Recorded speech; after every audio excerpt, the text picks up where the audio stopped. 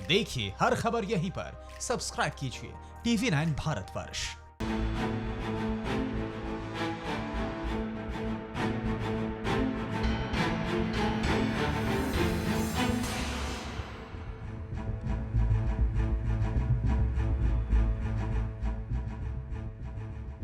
नमस्कार, मैं हूं निशांत चतुर्वेदी। फिक्र आपकी में आपका स्वागत है। अगले 1 घंटे तक आपको आपकी फिक्र से जुड़ी हर खबर दिखाएंगे, लेकिन सबसे पहले गौर कर लेते हैं हमारे सेगमेंट्स पर। हॉटस्पॉट न्यूज टॉप 9 इससे शुरुआत होगी, फिर होगा फिक्र का जिक्र, फिर होगा फिक्रनामा और उसके बाद रेड अलर्ट। खबर पॉजिटिव भी दिखाएंगे और फिर बताएंगे दिनेश जो है सो है। लेकिन शुरुआत हॉटस्पॉट टॉप 9 के साथ।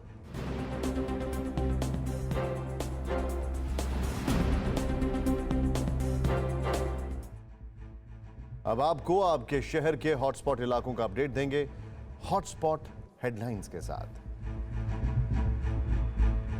सबसे पहले हॉटस्पॉट नंबर 1, मुंबई की बात। 16,000 से ज्यादा हुई मरीजों की संख्या, अब तक 621 लोगों ने तोड़ा दम।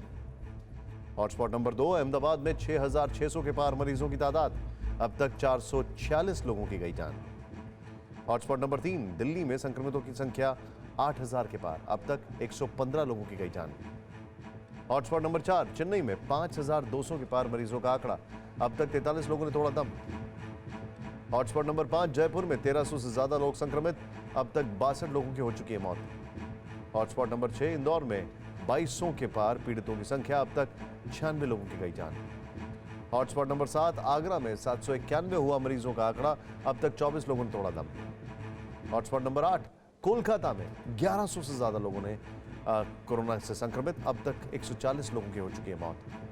हॉटस्पॉट नंबर 9, जालंधर में 198 हुआ मरीजों का आंकड़ा, अब तक 5 लोगों की गई जान। हॉटस्पॉट नंबर 10, हैदराबाद में 827 हुई मरीजों की संख्या, अब तक 23 लोगों ने तोड़ा दम। हॉटस्पॉट हेडलाइंस के बाद अब हॉटस्पॉट टॉप 9, जहां हम आपको दिखाएंगे सिर्फ और सिर्फ हॉटस्पॉट शहरों का हाल।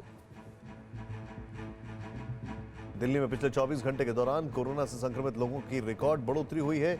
472 नए केस सामने आने से परेशानी बढ़ गई है। राजधानी में बीमार लोगों की संख्या 8,000 के पार हो गई है। 115 लोगों की अब तक मौत हो चुकी है।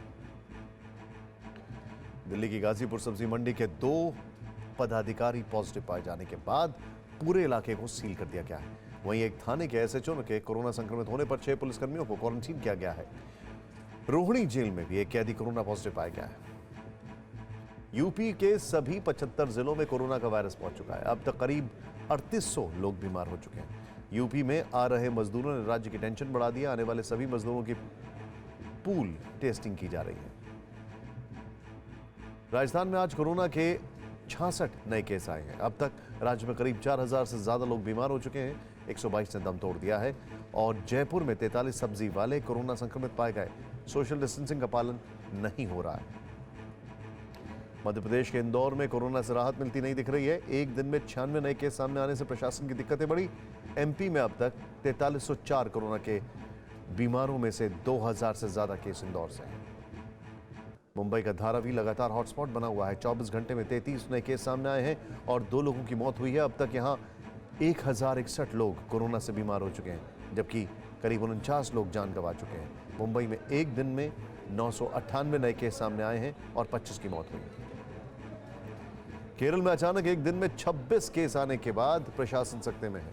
30 मार्च के बाद राज्य में पहली बार इतने केस एक साथ सामने आए हैं। इनमें से 14 लोग दूसरे राज्यों के हैं। माना जा रहा है कि केरल में कोरोना पर काबू पा लिया गया।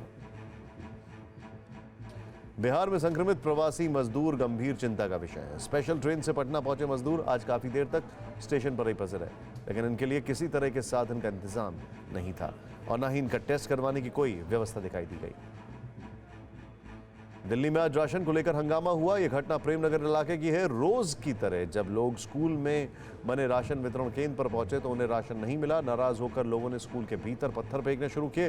पुलिस ने मौके पर आकर लोगों को समझाकर वापस भेजा।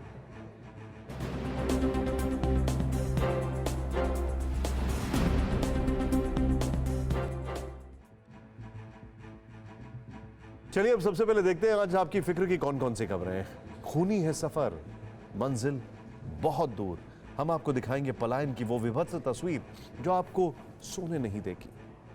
सपने चकनाचूर, निकल पड़े मजदूर। देश की फिक्र बढ़ाने वाली सबसे बड़ी खबर, जिसे रोकने के लिए सरकार बोली राशन देंगे, रुक जाओ।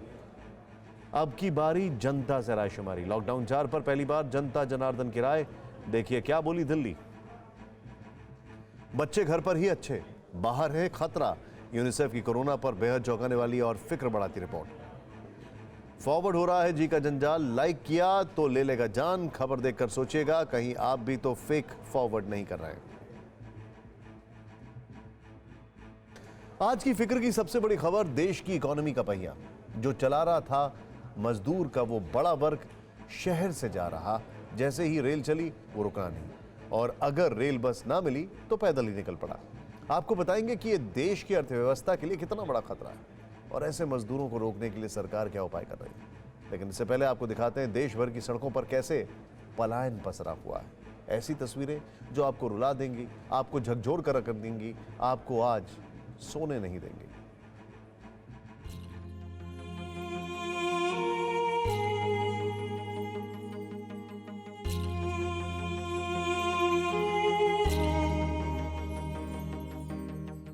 तकलीफ ऐसी कि धरती फट जाए और तस्वीरें ऐसी कि देखने वाले का कलेजा फट जाए। विस्थापना का ऐसा दर्द आपने इतिहास में पढ़ा होगा, लेकिन कोरोना के इस संकट काल में उस इतिहास को हकीकत की जमीन पर देखिए। लॉकडाउन के बीच मजदूरों के पलायन की ये 3 तस्वीरें हृदय विदारक हैं। जीने के साधनों को जुटाने के लिए जो मजदूर कभी शहरों की तरफ भागते थे, वो आज जान बचाने के लिए गांव लौट रहे हैं। लेकिन इनके पास ना तो पैसे हैं, ना खाना और ना ही गांव लौटने का कोई साधन। इसलिए सैकड़ों किलोमीटर का सफर तय करने ये मजदूर सड़कों पर उतर पड़े हैं। बालाघाट, मध्य प्रदेश। शहर से घर लौटते मजदूर और उसके परिवार की इस तस्वीर को देखकर आपका दिल पसीज जाएगा और कहानी सुनकर कलेजा फट जाएगा। यह तस्वीर मध्य प्रदेश के बालाघाट की है। इसमें एक मजबूर मजदूर है और गर्भवती पत्नी। बेबस मजदूर ने हाथ से बनी एक जुगाड़ गाड़ी पर अपनी पत्नी को बिठा रखा है।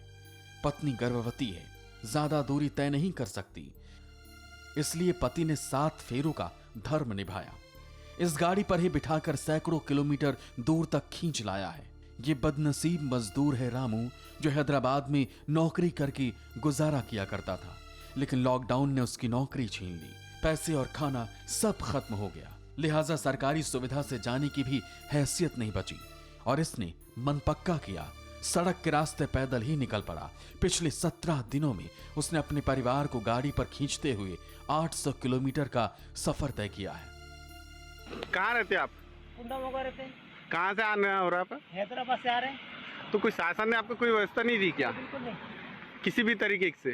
सिर्फ गोंदे में एक बार खाना मिला हमको, हाँ, बाकी कहीं पे हमको कुछ नहीं मिला। यहाँ पे खाना मिला तो वो खाना भी खाना योग्य नहीं था। इस मजदूर को प्रशासन से मदद भी मिली, लेकिन तब तक ये घर के करीब करीब दहलीज तक पहुंच चुका था। आगरा, उत्तर प्रदेश। यूपी के आगरा की इस तस्वीर को देखकर आपको भी अपने मासूम बच्चे का चेहरा जरूर नजर आएगा और मन कचोटने लग जाएगा।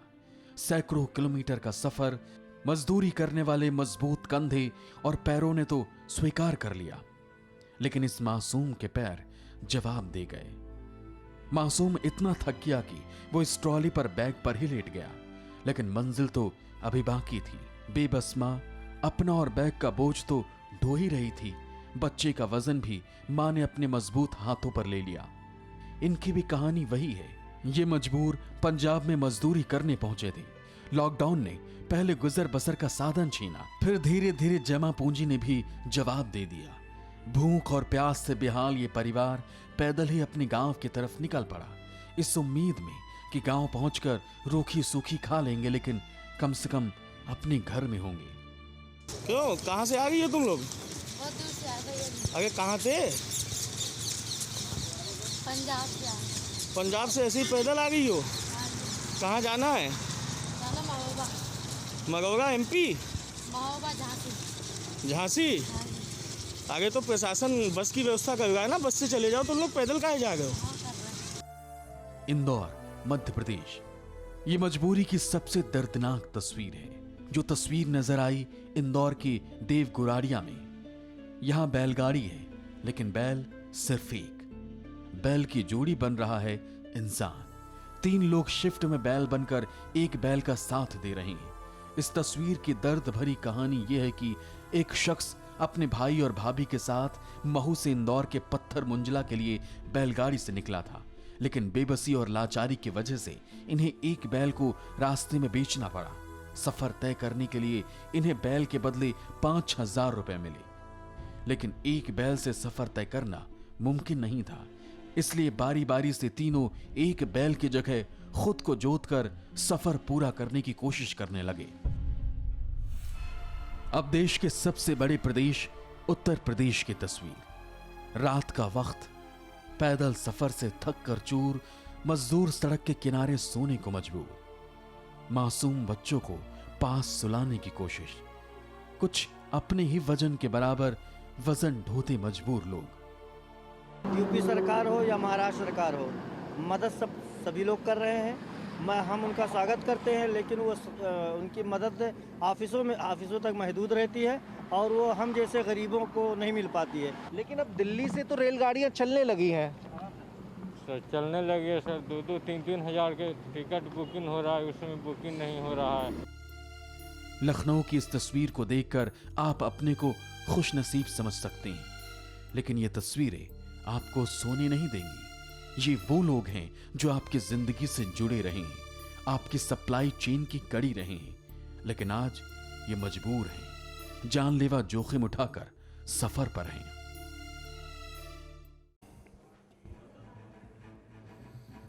इन 4 तस्वीरों ने आपको भी परेशान कर दिया होगा, लेकिन आपको इन 4 तस्वीरों से कोई सीधा रिश्ता जुड़ता हुआ नहीं दिखता। तो आपको बता दें कि पलायन की ये विभत्स तस्वीरें आपके फिक्र से सीधे जुड़ी हुई हैं। अन्न और अर्थव्यवस्था देश की 2 महत्वपूर्ण व्यवस्थाएं हैं, और ये मजदूर इस देश की अर्थव्यवस्था की रीढ़ हैं। इनके बिना कल कारखाने नहीं चल सकते, इनके बिना टूथपेस्ट नहीं बन सकता, साबुन नहीं बन सकता, तो इनके बिना मकान भी नहीं बन सकता, इनके बिना शहर नहीं चल सकता। यूं समझ लीजिए कि रोटी, कपड़ा और मकान में रोटी को छोड़कर आपको दोनों ही नहीं मिल सकते, बल्कि रोटी का जो ट्रांसपोर्टेशन होता है आटे का, वो भी नहीं हो सकता। और क्यों जा रहा है ये बताने से पहले आपको पलायन की वो दर्दनाक सफर दिखाते हैं जिसमें मंजिल पर पहुंचने से पहले ही मौत आ गई। मध्य प्रदेश के गुना में भीषण हादसा हुआ और इस हादसे में 8 मजदूरों की दर्दनाक मौत हो गई, जबकि 55 लोग घायल हो गए। मजदूरों ने सोचा भी नहीं होगा कि जिस ट्रक से वो मंजिल के लिए निकले हैं उसकी बस से आमने सामने की टक्कर हो जाएगी और सफर अधूरा ही रह जाएगा। हादसे में मारे गए मजदूर महाराष्ट्र से पैदल ही उत्तर प्रदेश के लिए निकले थे और जब थक कर चूर हो गए तो ट्रक के ऊपर जा बैठे, लेकिन मौत ऐसी आई कि इंसान के चीथड़े उड़ा ले गई। पलायन के बीच एक भीषण हादसा मुजफ्फरनगर सहारनपुर हाईवे पर भी हुआ। यहां भूखे प्यासे पैदल जा रहे बेसहारा मजदूरों को रोडवेज की एक बस कुचलती हुई निकल गई। ये मजदूर हरियाणा के हिसार से और पंजाब के जगाधारी से पैदल झारखंड और बिहार की तरफ निकले थे, लेकिन 6 मजदूरों का सफर पूरी तकलीफ उठाने के बावजूद आधे रास्ते में ही खत्म हो गया, जबकि 4 गंभीर रूप से घायल हो गए। ये मजदूर जहां काम करते थे उस फैक्ट्री ने लॉकडाउन में उनकी तनख्वाह ही बंद कर दी। पैसे और साधन न होने से ये मजदूर मजबूर हो गए और जान जोखिम में उठाकर सफर पर निकले थे। सड़क पर 2 ट्रकों की टक्कर, सड़क पर मजदूरों के शव, गठरियों में भरा बिखरा हुआ सामान। कुछ मजदूरों के अधूरे सफर की ये तस्वीर उत्तर प्रदेश के कानपुर की है। जिस ट्रक पर मजदूर सवार थे वो सड़क पर खड़े प्याज से लदे ट्रक से टकरा गया। इस हादसे में 2 मजदूरों की मौत हो गई और कुछ मजदूर गंभीर रूप से घायल हो गए।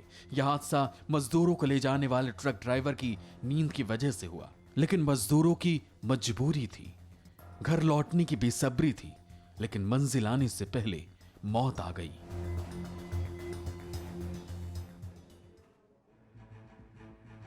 मजदूर इस वक्त मजबूर है, सड़कों पर दर्द का सफर कर रहा है और इस फिक्र को आगे बढ़ाते हैं तो इस फिक्र से कपड़ा और मकान के साथ जुड़ जाती है रोटी। संक्रमण के काल में लॉकडाउन के बीच जीने के लिए 3 बड़ी फिक्रें हैं, रोटी, कपड़ा और मकान। लेकिन इनमें सबसे जरूरी है रोटी। ये रोटी आपकी और हमारी थाली में अन्नदाता यानी किसानों के जरिए आती है। 20 लाख करोड़ रुपए के राहत पैकेज में सरकार ने एमएसएमई के बाद दूसरा बूस्टर डोज कृषि क्षेत्र को दिया है, ताकि कृषि सेक्टर को आगे ले जाया जा सके। यह इसलिए भी जरूरी था क्योंकि सवाल आपकी और हमारी रोटी यानी खाद्यान्न और के उत्पादन से जुड़ा है। केंद्र सरकार ने किसानों को क्या दिया, इसका विश्लेषण देखिए। 20 लाख करोड़ रुपए के राहत पैकेज का दूसरा बूस्टर डोज किसान, प्रवासी मजदूर, स्ट्रीट वेंडर और छोटे कारोबारियों को मिला। वित्त मंत्री निर्मला सीतारमण ने इनमें सबसे ज्यादा मदद उन किसानों की जो देश के अन्नदाता हैं। हमें जीने के लिए जरूरी अनाज उत्पन्न करने वाला देश की रीढ़ है। किसानों को मार्च, अप्रैल, मई में ईएमआई ना देने का विकल्प दिया गया था, यानी 4,22,000 करोड़ रुपए के लोन में किसानों को राहत मिली। अब 25,000 करोड़ रुपए के लोन लिमिट के साथ 25 लाख किसान क्रेडिट कार्ड देने को मंजूरी दी गई। मार्च और अप्रैल में 86,000 करोड़ रुपए के लिए 63 लाख किसानों ने लोन मांगा था, जिसे मंजूर कर लिया गया है। यानी जिस अन्नदाता के जरिए देश में खाद्यान्न का उत्पादन होता है, उन्हें लॉकडाउन के काल में उत्पादन करने के लिए सरकार ने ऑक्सीजन दिया है। 3 करोड़ किसानों के लिए जो कृषि ऋण है वो 4,22,000 करोड़ के वो अवेल कर चुके हैं। पिछले 3 महीनों में उसके लिए लोन मोरेटोरियम दिया गया है, ताकि उनको उसमें छूट दी गई है कि 3 महीने तक उनको वापस नहीं करना है। किसानों को राहत देने के लिए सरकार ने 2 और बड़े कदम उठाए, जो 20 लाख करोड़ के राहत पैकेज में उनकी खेती के लिए ऑक्सीजन साबित होंगे। किसानों के लिए सरकार 2 लाख रुपए के कंसेशनल क्रेडिट यानी बिना ब्याज के कर्ज की सुविधा दी जाएगी। कंसेशनल क्रेडिट की सुविधा से देश के 2,50,000 किसानों को फायदा मिलेगा। इस कंसेशनल क्रेडिट में मछली पालन करने वाले किसानों को भी शामिल किया गया है। इसके अलावा सरकार ने नाबार्ड के जरिए 30,000 करोड़ रुपए की भी व्यवस्था की है। 30,000 करोड़ रुपए अलग से इमरजेंसी वर्किंग कैपिटल फंडिंग के तहत मिलेंगे, यानी आपात स्थिति के इस फंड का देश के 3 करोड़ किसानों को फायदा मिलेगा, जिनमें से ज्यादातर छोटे और सीमांत किसान होंगे। कोऑपरेटिव बैंक और रीजनल रूरल बैंक को मार्च 2020 में नाबार्ड ने 29,500 करोड़ रुपया के रीफाइनेंस का प्रावधान किया है। ग्रामीण क्षेत्र में आधारभूत ढांचे के विकास के लिए 4,200 करोड़ रुपए का सहयोग रूरल इंफ्रास्ट्रक्चर डेवलपमेंट फंड के माध्यम से राज्यों को ये मार्च में राशि उपलब्ध करवाई गई। सरकार ने किसानों के अलावा प्रवासी मजदूर और स्ट्रीट वेंडर्स और छोटे कारोबारियों को भी आर्थिक मदद पहुंचाने का प्लान तैयार किया है। इसके तहत प्रवासी मजदूरों के खाद्यान्न के लिए 3,500 करोड़ रुपए का प्रावधान होगा, यानी देश के 8 करोड़ प्रवासी मजदूरों को सरकार अगले 2 महीने तक फ्री में राशन देगी। इसके अलावा अगस्त महीने तक 1 नेशन 1 राशन कार्ड भी लागू कर दिया गया है, यानी किसी भी राज्य का मजदूर किसी भी राज्य की पीडीएस राशन दुकानों से राशन ले सकेगा। छोटे व्यापारियों को मिलने वाले मुद्रा शिशु लोन के लिए भी सरकार ने 1,500 करोड़ का प्रावधान किया है। मुद्रा शिशु लोन लेने वालों को 12 महीने तक ब्याज दर में 2% की राहत मिलेगी। वहीं स्ट्रीट वेंडर्स के लिए 5,000 करोड़ रुपए की स्पेशल क्रेडिट की सुविधा की गई है। सरकार तो योजना तो पूरा देती है, लेकिन हमारे पास मिलेगा तभी तो हमें पता चलेगा जो चलो सरकार हम लोगों को मदद किया। सरकार ने ये फैसला अच्छा किया है, और अगर सरकार ये 10,000 रुपए लोन देगी, हम लोगों को बहुत फायदा होगा। ये दोबारा हम काम कर सकेंगे, दोबारा शुरू से। यानी सरकार से किसानों के साथ साथ दूसरा बूस्टर डोज प्रवासी मजदूरों को भी मिलेगा। सीधा मतलब यह है कि सरकार की फिक्र इस वक्त अनाज उत्पादक किसान और देश की अर्थव्यवस्था चलाने वाले मजदूरों की है। फिक्र अन्नदाता किसानों की है। सरकार ने किसानों के लिए कई बड़े प्रावधान किए हैं। इन तैयारियों में कृषि मंत्री नरेंद्र सिंह तोमर ने टीवी 9 भारतवर्ष को एक और एक्सक्लूसिव जानकारी दी। लॉकडाउन के इस मौके पर 25 लाख किसानों को 25,000 करोड़ रुपया केसीसी के अंतर्गत और प्राप्त हुए। ये नए किसान हैं, अभियान के बाद इनका रजिस्ट्रेशन हुआ था। 2.5 करोड़ किसान अभी ऐसे हैं जिन किसानों के पास किसान क्रेडिट कार्ड नहीं है, जल्दी ही हम उनको किसान क्रेडिट कार्ड की परिधि में लाएंगे और 2 लाख करोड़ रुपए का ऋण उनको अपने खेती के काम को आगे बढ़ाने के लिए मिलेगा। तो किसानों को लेकर सरकार की बड़ी योजना तैयार है। इसके पहले सरकार एमएसएमई को भी बूस्टर डोज दे चुकी है। कुछ समय पहले एमएसएमई से जुड़ी आशंका को लेकर मैंने एमएसएमई मंत्री नितिन गडकरी से हिस्सेदारी को लेकर भी कई सवाल किए और जवाब बेहद सकारात्मक था। आप भी देखिए इस बातचीत के अंश। पिछले साल सितंबर का मुझे वो इंटरव्यू याद है जिसमें आपने कहा था कि अगर हमें 5 ट्रिलियन इकोनॉमी को देखना है तो एमएसएमई का कंट्रीब्यूशन 50% होना चाहिए जीडीपी का। अभी शायद 29-30% है जितना आपने उस वक्त बताया था। सर, वो जो आपका एक टारगेट था, आपको लगता है कि वो थोड़ा पीछे आ जाएगा, उसमें थोड़ा नुकसान पहुंचेगा कोविड के सिनेरियो को देखते हुए? नहीं, मैं मानता हूं कि ये ब्लेसिंग इन डिस्गाइज है और हम लोग निश्चित रूप से इस वॉर को जीत कर हम आगे जाएंगे। जैसे मैंने आपको कहा था कि एमएसएमई का कंट्रीब्यूशन 29% हमारे जीडीपी में है, वो हम लोग करीब 50% तक ले जाना चाहते हैं। 48% हमारा एक्सपोर्ट है, वो हम 60% करना चाहते हैं। और सबसे इम्पोर्टेंट चीज़ है कि 11 करोड़ जॉब एमएसएमई ने क्रिएट किए हैं। हम लोग इस 5 साल में 5 करोड़ नए जॉब क्रिएट करना चाहते हैं। और एक चौथी इम्पोर्टेंट बात यह है कि हमारी जो विलेज इंडस्ट्रीज़ है, जिसमें खादी, ग्रामोद्योग, हैंडलूम, हैंडीक्राफ्ट, हनी, ये सब आता है, अभी उसको हमने एग्रो एमएसएमई कहा है और फिशिंग के लिए फिशिंग एमएसएमई कहा है। तो हम लोग अभी बायोफ्यूल की एमएसएमई तैयार कर रहे हैं। तो ये सब गांव में होगी, गांव गरीब मजदूर किसान को फायदा होगा, ट्राइबल रूरल एग्रीकल्चर में होगी और 115 एस्पिरेंट डिस्ट्रिक्ट के लिए प्रायोरिटी मिलेगी। कोशिश ये है कि जो टारगेट है वो अपने आप कैसे भी हो जाए पूरा, लेकिन इसका डेंट लग रहा है, इसको कोई डिनाई नहीं कर सकता है। देश को एकजुट आना है, ये कोशिश है सरकार की। देश में नए तरह की एमएसएमई शुरू होने वाली है जो लोकल को वोकल करने वाले भविष्य के लिए बेहतर संकेत है। इसके अलावा करीब 2.5 करोड़ नए किसानों को भी क्रेडिट कार्ड जारी होंगे और 2 लाख करोड़ के लोन की व्यवस्था होगी ताकि इनकी जिंदगी लॉक ना हो। फिक्रनामा में लॉकडाउन 4 कैसा हो, आइए देखते हैं।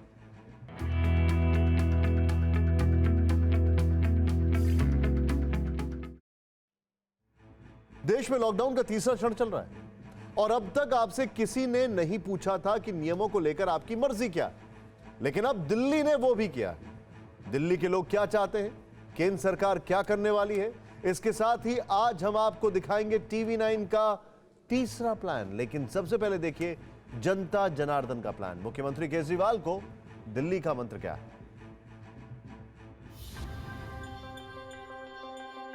17 मई के बाद दिल्ली में क्या खुलना चाहिए और क्या नहीं, इसे लेकर जनता ने अपनी राय दे दी है। दिल्ली के मुख्यमंत्री अरविंद केजरीवाल को 5 लाख से ज्यादा सुझाव मिले और ज्यादातर का मानना है कि लॉकडाउन पूरी तरह नहीं हटना चाहिए। सुझावों के मुताबिक स्कूल कॉलेज अभी नहीं खुलने चाहिए, होटल भी अभी नहीं खुलने चाहिए, लेकिन सिर्फ होम डिलीवरी और टेक अवे के ऑप्शन के साथ रेस्टोरेंट खुलने चाहिए। अभी स्पा सैलून भी नहीं खुलने चाहिए। सिनेमा हॉल और स्विमिंग पूल भी फिलहाल बंद रहने चाहिए। और एक चीज, इस पे लगभग सबकी आम सहमति है कि जितना भी खोला जाए सोशल डिस्टेंसिंग कंपलसरी होनी चाहिए और कई लोगों ने कहा है कि मास्क ना पहनने वालों पे सख्त फाइन लगना चाहिए। देश की राजधानी की जनता चाहती है कि ऑटो रिक्शा, टैक्सी और बसें चलनी चाहिए, लेकिन सोशल डिस्टेंसिंग के साथ। मेट्रो ट्रेन भी सीमित तौर पर खोलनी चाहिए। मार्केट एसोसिएशन की राय है कि मार्केट और मार्केट कॉम्प्लेक्स खोलने चाहिए। एक दिन आधी दुकानें और दूसरे दिन आधी दुकानें खोली जाएं।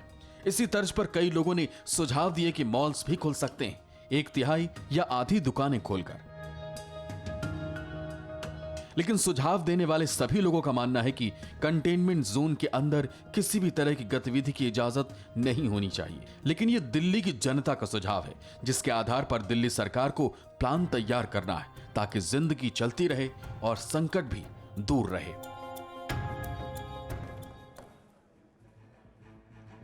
दिल्ली वालों का सपना का लॉकडाउन तो आपने देख लिया, लोगों में कोरोना और रोजगार दोनों का ही डर। अब आपको दिखाते हैं केंद्र सरकार का प्लान। अब तक आ रही खबरों के मुताबिक कैसा हो सकता है लॉकडाउन 4? देश में सीमित रूप से रेलवे सेवा शुरू हो चुकी है। स्पेशल ट्रेन और श्रमिक एक्सप्रेस पटरियों पर दौड़ रही हैं और लॉकडाउन 4 में भी दौड़ती रहेंगी। लेकिन केंद्र सरकार चाहती है कि तमाम एहतियात के साथ उन्हीं को सफर करना चाहिए जिनके लिए बहुत जरूरी हो। ट्रेन की तरह विमान सेवाएं भी शुरू करने का प्लान है। डीजीसीए के मुताबिक अब सिक्योरिटी चेक के बाद बोर्डिंग पास पर मुहर नहीं लगाई जाएगी। एचडी सीसीटीवी के जरिए यात्री और उसके बोर्डिंग पास की डिटेल रिकॉर्ड की जाएगी और यह सीसीटीवी फुटेज 30 दिन तक सुरक्षित रखी जाएगी। इसके अलावा ग्रीन और ऑरेंज जोन में आने वाले इलाकों में पब्लिक ट्रांसपोर्ट भी शुरू किया जा सकता है, लेकिन सोशल डिस्टेंसिंग की सख्त शर्तों के साथ। 18 मई से शुरू होने वाले लॉकडाउन 4 के दौरान जरूरी और गैर जरूरी सामान की दुकानें भी खुल सकती हैं, लेकिन कितनी खुलेंगी, कब खुलेंगी और खुलने बंद होने का समय, यह सब तय होगा और उसका सख्ती से पालन करना होगा। कुल मिलाकर कई तरह की ढील दी जा सकती है। संक्रमण ना फैले इसके लिए मास्क पहनने और सोशल डिस्टेंसिंग का पालन और सख्ती से कराया जाएगा। और सबसे ज्यादा जोर जिस बात पर रहेगा वो ये होगा कि जिन जगहों पर कोरोना संक्रमण के मामले हैं वहां पर लॉकडाउन में और ज्यादा सख्ती बरतते हुए कोरोना की चेन को तोड़ा जाए। लॉकडाउन भी ना रहे और कोरोना का संक्रमण भी ना हो, ऐसा बिल्कुल मुमकिन है। और कैसे मुमकिन है, ये टीवी9 भारतवर्ष के प्लान से समझिए। ये सुझाव है टीवी9 के सीईओ वरुण दास का। ऐसा कैसे हो सकता है कि दफ्तर और दुकान पूरी तरह से खुले रहें और जिंदगी चलती रहे? इसे समझने के लिए सोशल डिस्टेंसिंग वाला प्लान समझना होगा। यूं समझ लीजिए कि अभी हम 16 घंटे काम करते हैं और 8 घंटे सोते हैं, लेकिन सोशल डिस्टेंसिंग के साथ जीने के लिए हमें काम करने का समय 20 से 22 घंटे का करना होगा। करना यह होगा कि शिफ्ट 2 कर दी जाए, सुबह 8 से शाम 5 बजे तक और दोपहर 12 बजे से रात 9 बजे तक। इसका फायदा यह होगा कि इससे रास्ते में आधे लोग रह जाएंगे, दफ्तर में पूरे लोग काम पर होंगे। 4 से 5 घंटे को छोड़कर दफ्तर में एक समय में आधे लोग होंगे, यानी दफ्तर में काफी हद तक सोशल डिस्टेंसिंग की फिक्र कम होगी। अब कमर्शियल गतिविधियां कम कर देने से क्या दिक्कत होगी, यह समझिए। अगर बाजार में आधी दुकानें खुली रहेंगी, खरीदारों की जरूरत उतनी ही होगी, तो कम समय में भीड़ ज्यादा होगी, यानी सोशल डिस्टेंसिंग कम होगी। इसलिए दुकानें भी 2 शिफ्ट में खोली जानी चाहिए, आधी दुकानें दिन में और आधी शाम में। इसके साथ साथ छुट्टी भी रोटेशन पर होनी चाहिए, जिससे रोज कर्मचारियों का 1/7 हिस्सा छुट्टी पर होगा। इन 2 बड़े बदलावों के 2 बड़े असर होंगे। किसी भी शिफ्ट में लगभग 45% लोग काम पर होंगे, जबकि आर्थिक गतिविधियां 100% होगी। लेकिन इस बदलाव के बीच आपको ध्यान में रखना होगा, देश में 80% लोग एसिम्प्टोमेटिक हैं और बुजुर्ग बीमार लोगों के लिए कोरोना बहुत ही घातक है। चिंता की बात यह है कि आप कब कोरोना से संक्रमित होकर ठीक हो जाएंगे आपको पता भी नहीं चलेगा। लेकिन जब आप काम से वापस घर आएंगे तो अनजाने में घर के लिए भी खतरा बन जाएंगे। इसलिए आप ध्यान रखें, काम पर भी जाएं, कर्तव्य भी निभाएं, बुजुर्गों बीमार से दूर रहें, खुद भी बचें, अपनों को भी बचाएं। यह था आपकी फिक्र कम करने वाला लॉकडाउन 4 का प्लान। आधे लोग और पूरा काम। इस कोरोना काल में भारत ने मानवीयता के आधार पर पूरी दुनिया की मदद की है, लेकिन पाकिस्तान चिनाब नदी के पानी को लेकर भारत पर आरोप लगा रहा है। इस आरोप का जवाब देने के लिए हमारे साथ जुड़ चुके हैं केंद्रीय जल संसाधन मंत्री गजेंद्र सिंह शेखावत। स्वागत है आपका शेखावत जी। आपका मेरा पहला सवाल है कि पाकिस्तान की तरफ से आरोप लगाया जा रहा है कि भारत ने चिनाब नदी का 14,000 क्यूसेक पानी रोका है और यह पानी डाइवर्ट करके रिटेल डैम्स में डाल दिया है। क्या टिप्पणी आपकी इस पर? देखिए, सिंधु घाटी नदी समझौता मेरे हिसाब से शायद दुनिया की सबसे हॉली ट्रीटी कंसीडर की जाती है। पाकिस्तान द्वारा 3 प्रत्यक्ष युद्ध 65 में और 71 में और उसके बाद कारगिल में, और जो 71 के युद्ध में मुंह की खाने के बाद में लगातार स्यूडो वार भारत के खिलाफ चलाए जाने के बावजूद भी भारत ने हमेशा सिंधु नदी समझौते को हमेशा सम्मान के दृष्टिकोण से देखा और उसको बनाए रखा। कल्पना कीजिए कि जो देश हम पर आक्रमण कर रहा है, हमारे लोगों का खून बहा रहा है, हम उस देश को पवित्र भाव के साथ में उस देश को पानी जाने की जो संधि है उसका सम्मान कर रहे हैं। आज तक भी हमने वही पानी रोका है जो पानी हमारे अधिकार का है, जो पानी हमारे किसानों के अधिकार का है, जो बिजली हमारे किसानों के अधिकार के लिए उससे पैदा होनी, हमने वही पानी रोका है। इसके बाद में भी हम वही पानी रोकने वाले हैं जो हमारे हिस्से का पानी है, चाहे रावी का पानी हो और रावी की सहायक नदियों का पानी हो, जो हमारे नदियों के हिस्से का पानी है वही हमने रोका है। लेकिन जैसा प्रधानमंत्री जी ने खुल करके ये बात कही थी कि पानी और खून साथ नहीं बह सकता, तो पाकिस्तान को निश्चित रूप से इस बात के लिए विचार तो करना ही चाहिए। पानी और खून साथ नहीं बह सकता। बड़ी खबर, केंद्रीय जल संसाधन मंत्री गजेंद्र सिंह ने पाकिस्तान के आरोपों को जवाब देते हुए कहा है कि पानी और खून एक साथ नहीं बह सकता। हालांकि अब तक पानी को लेकर जो समझौता भारत पाकिस्तान में हुआ, भारत ने उसका उल्लंघन नहीं किया है, बल्कि वो पानी रोका है जो भारत के हिस्से का पानी। भारत उस स्थिति में भी पाकिस्तान को पानी दे रहा था जब वो आतंकवाद फैलाकर हिंदुस्तानियों का खून बहा रहा था। यानी कि पानी और खून साथ नहीं बह सकता। इस देश के जल शक्ति मंत्री का यह बयान, केंद्रीय मंत्री गजेंद्र सिंह शेखावत का पाकिस्तान को करारा जवाब, पानी और खून साथ में नहीं बह सकता। भारत ने इस संधि का कोई उल्लंघन नहीं किया। अब फिक्र उन मासूमों की जिनकी जान कोरोना से जारी इस जंग में जा सकती है, और बहुत तेज रफ्तार से। यूनिसेफ ने आशंका जताई है कि कोरोना काल में दुनिया में 5 साल या उससे कम उम्र के 6000 बच्चों की मौत हर दिन हो सकती है, और यह खतरा भारत के बच्चों पर भी मंडरा रहा है। एक ओर कोरोना वायरस पूरी दुनिया में हर पल मौत बांट रहा है, तो दूसरी ओर कोरोना काल के साइड इफेक्ट से लाखों बच्चों की जान पर बनाई है।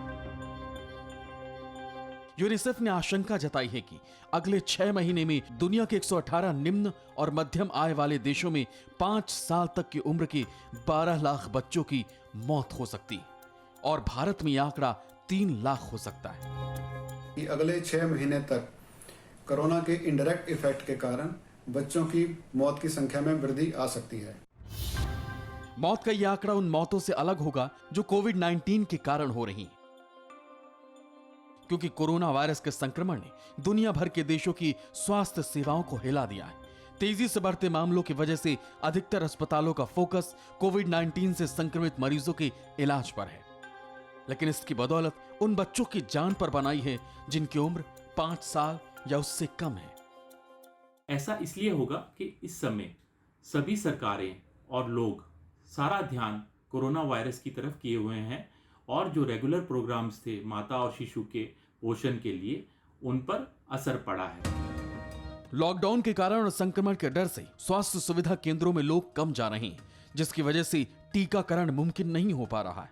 इसके अलावा लॉकडाउन की वजह से बढ़ी बेरोजगारी और आर्थिक तंगी से कुपोषण बढ़ने और इससे बच्चों की मौत की आशंका है। हम जानते हैं कि हमारे देश में जो बच्चों की मौत 5 साल से कम उम्र में हो जाती है, उसमें मौत का मेन कारण होता है मेल न्यूट्रिशन। तकरीबन 68% डेथ्स 5 साल से कम उम्र में जिन बच्चों की होती है वो मेल न्यूट्रिशन की वजह से ही होती है। और ये पाया गया है कि जब जब कुपोषण फैलता है तो माता और शिशु की स्वास्थ्य पे प्रतिकूल असर पड़ता है। यूनिसेफ ने Johns Hopkins Bloomberg school of public health के शोधकर्ताओं की स्टडी में बच्चों के साथ साथ जन्म देने वाली माताओं को लेकर फिक्र जताई। सबसे खराब स्थिति में यानी स्वास्थ्य सेवाओं में 45% की कमी का विश्लेषण बताता है कि तब बच्चों की मृत्यु दर 44.7% और माताओं की मृत्यु दर 38.6% तक बढ़ सकती है। और अब वक्त है हमारे खास सेगमेंट का, जिसका नाम है जानना जरूरी है।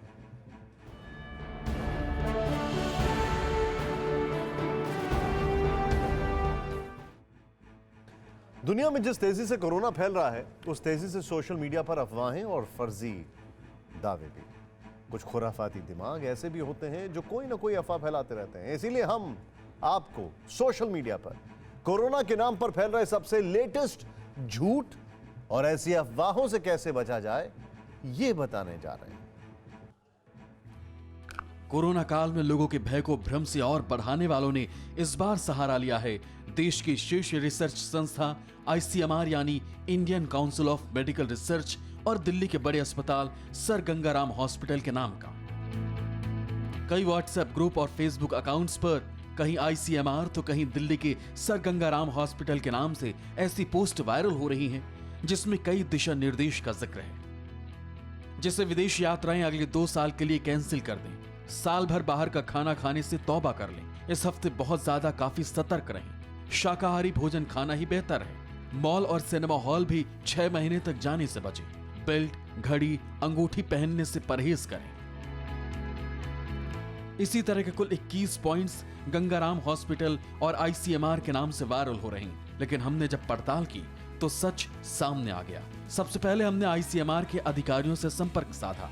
उन्होंने ऐसी गाइडलाइंस जारी किए जाने से इनकार कर दिया और बताया कि जो भी निर्देश होते हैं वो ICMR की आधिकारिक वेबसाइट पर जारी होते हैं। इसके बाद हमने ICMR की वेबसाइट पर जाकर सर्च किया तो उसमें वाकई में ऐसी गाइडलाइंस जारी करने के बारे में कहीं जिक्र नहीं था।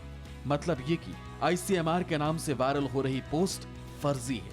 ICMR की तरह गंगाराम हॉस्पिटल ने भी वायरल पोस्ट को गलत करार दिया है। जानते हैं हमने आपको इस अफवाह की पड़ताल करके पूरा सच आपके सामने क्यों रखा, क्योंकि हम आपको सिर्फ खबरें नहीं दिखाते हैं बल्कि फिक्र भी करते हैं। इसीलिए आपको चाहिए कि सोशल मीडिया पर आने वाले मैसेज पर आंख मूंद कर भरोसा मत करें। बिना सोचे समझे उसे फॉरवर्ड तो कतई ना करें। फॉरवर्ड करने से पहले खबर का सोर्स चेक करें। मसलन सरकार या किसी भी संस्था के हवाले से होने वाले दावों को उस संस्था की वेबसाइट पर जाकर जांच लें और फिर फैसला करें कि उसे फॉरवर्ड करना है कि नहीं।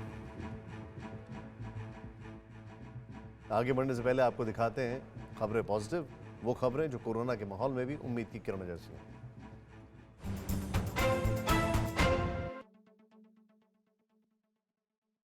पटरी पर दौड़ने लगेगी। इसके लिए DMRC ने तैयारियां तेज कर दी। मेट्रो को सैनिटाइज किया जा रहा है। पर्सनल डिस्टेंसिंग के लिए नियम कानून बनाए जा रहे हैं। DMRC के प्लान के तहत पर्सनल डिस्टेंसिंग के लिए एक सीट की दूरी पर लोगों को बिठाया जाएगा। सेना में शामिल होकर देश की सेवा करने की चाहत रखने वाले आम नागरिकों के लिए खुशखबरी है। जल्दी भारतीय सेना नागरिकों को 3 साल के लिए सेना में शामिल होने का मौका दे सकती। न्यूज एजेंसी ANI ने बुधवार को सेना के सूत्रों के हवाले से ये जानकारी दी। इसके लिए सेना टूर ऑफ ड्यूटी के प्रस्ताव पर विचार कर रही है। अगर सब कुछ सही रहा तो जल्द ही इसका ऐलान किया जा सकता है। लॉकडाउन के दौरान कंपनियों से नौकरी जाने की खबरें आपने खूब सुनी होगी, लेकिन पंजाब से जो खबर आई है वो सबके लिए मिसाल है। पंजाब के बरनाला में इंटरनेशनल ग्रुप ऑफ कंपनीज ने लॉकडाउन के दौरान अपने साथ खड़े होने वाले 12,000 स्टाफ की तनख्वाह बढ़ाने का फैसला किया है। कंपनी ने सैलरी में 38 से 48% तक का इंक्रीमेंट दिया है।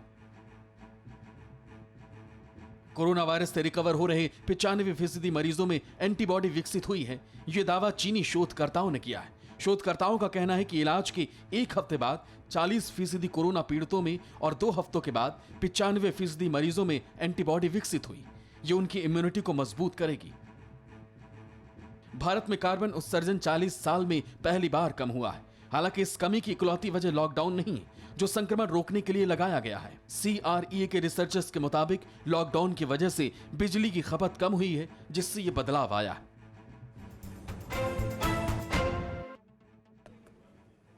और अब देखते हैं हमारा खास सेगमेंट रेड अलर्ट।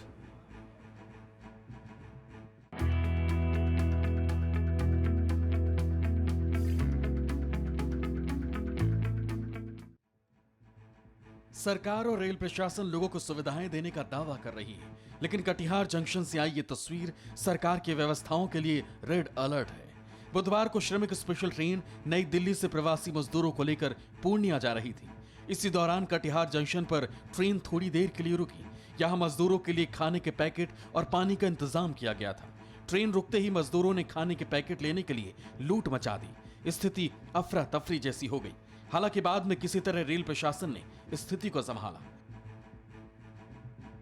लॉकडाउन के दौरान घर में बंद लोग मानसिक रूप से बीमार होते जा रहे हैं। गुजरात के सलाबतपुरा से जो वाकया सामने आया है वो हम सब के लिए रेड अलर्ट है। गुजरात के सलाबतपुर में एक निर्दयी बाप ने 9 महीने की बेटी को इसलिए मार दिया क्योंकि बच्ची के रोने से उसकी नींद खराब हो रही थी। घटना की जानकारी आरोपी की पत्नी ने मायके में जाने के बाद दी क्योंकि वो पति की मानसिक हालत से डरी हुई थी। लॉकडाउन का ये साइड इफेक्ट फिक्र बढ़ाता है। WHO ने आशंका जाहिर की है कि कोरोना वायरस से जुड़ी बीमारी ऐसी हो सकती है कि जो कभी खत्म न हो। WHO ने कहा है कि हो सकता है कि कोरोना वायरस समुदायों के बीच बना रहे जिसका भविष्य में कभी खात्मा न हो। विश्व स्वास्थ्य संगठन के हेल्थ इमरजेंसी प्रोग्राम के निदेशक डॉक्टर माइकल रेयान ने कहा कि जैसे HIV खत्म नहीं हो सका वैसे ही कोरोना वायरस भी हमारे बीच बना रह सकता है। डॉक्टर रेयान ने कहा कि अगर हम कोरोना वायरस की कोई कारगर वैक्सीन इजाद कर लें जो दुनिया में हर आदमी को मिल सके जिन्हें इसकी जरूरत है तो संभव है कि ये बीमारी खत्म हो जाए।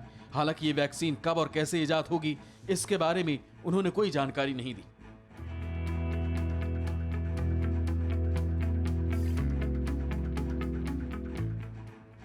जब पूरी दुनिया कोरोना की फिक्र से परेशान है तब दुनिया का एक छोटा सा मुल्क ताइवान कैसे बेफिक्र। फिक्र आपकी में अब वक्त है हमारे खास सेगमेंट का जिसका नाम है जो है सो है, दिनेश गौतम के साथ।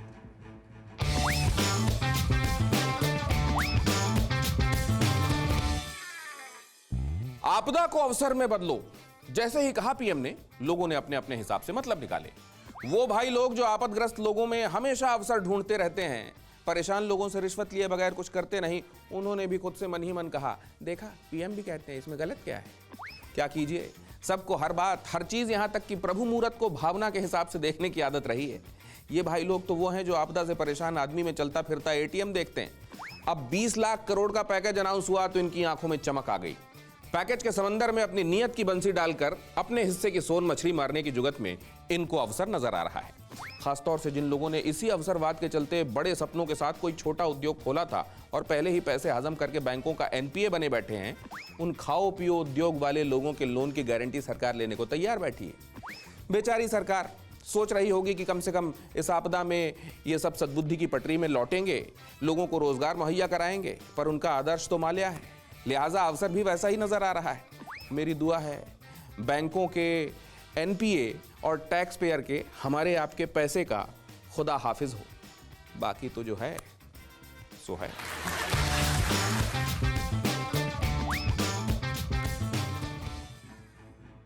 और माल्या है कि ऐसी स्थिति में बोल रहा है कि मैं माल लेके आना चाह रहा है।